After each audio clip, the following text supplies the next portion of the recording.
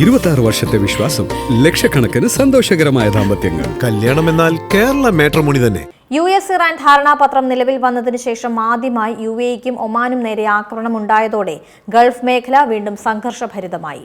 ഹോർമുസിലെ നിയന്ത്രണം സംബന്ധിച്ച് ഇറാൻ വിദേശകാര്യമന്ത്രിയുമായി ചർച്ച നടന്നതിന്റെ തൊട്ടടുത്ത ദിവസം ഒമാൻ ആക്രമിക്കപ്പെട്ടതിന്റെ ഞെട്ടലിലാണ് ഭരണകൂടം. പശ്ചിമേഷ്യയിൽ ഇറാനും US തമ്മിലെ യുദ്ധം കൂടുതൽ കലുഷിതമാവുകയാണ്.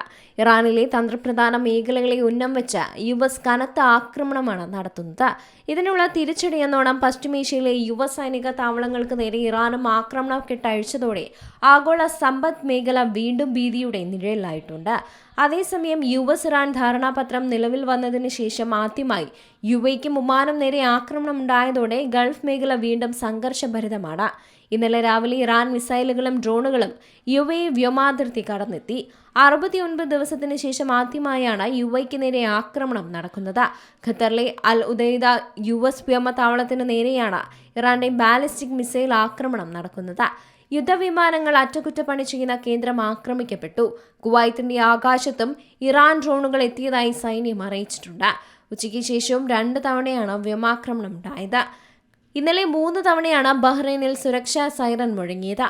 ഹോർമുസിലെ നിയന്ത്രണം സംബന്ധിച്ച് ഇറാൻ വിദേശകാര്യമന്ത്രിയുടെ ചർച്ച നടന്നതിന്റെ തൊട്ടടുത്ത ദിവസം ഒമാൻ ആക്രമിക്കപ്പെട്ടതിന്റെ ഞെട്ടലിലാണ് ഭരണകൂടം. ഒമാനിലെ ദുഖം തുറമുഖം അമേരിക്കയുടെ യുദ്ധവിമാനങ്ങളിൽ ഇന്ധനം നിറയ്ക്കാനുള്ള സംവിധാനത്തിന് നേരെയും നാവികസേനയുടെ ബോട്ടുകൾക്ക് ആവശ്യമായ സാധനങ്ങൾ നൽകുന്ന കേന്ദ്രത്തിന് നേരെയും ആക്രമണം നടത്തിയതായി ഇറാൻ ഗാർഡ് അറിയിച്ചു. ഒമാനെതിരെ നടന്ന ആക്രമണത്തിൽ ഭരണകൂടം കടുത്ത പ്രതിഷേധം രേഖപ്പെടുത്തിയിട്ടുണ്ട്.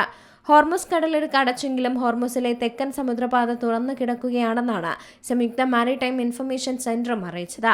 രാജ്യത്തെ എല്ലാവിധ നാവിക പരിപാടികളും താൽക്കാലികമായി നിർത്തിവെച്ചതായി ഖത്തറും അറിയിച്ചിട്ടുണ്ട്. അതേസമയം യാത്രാ ബോട്ടുകളും മീൻപിടുത്ത ബോട്ടുകളും പ്രവർത്തിക്കാൻ പാടില്ല എന്നുള്ള അറിയിപ്പ് കൂടിയുണ്ട്.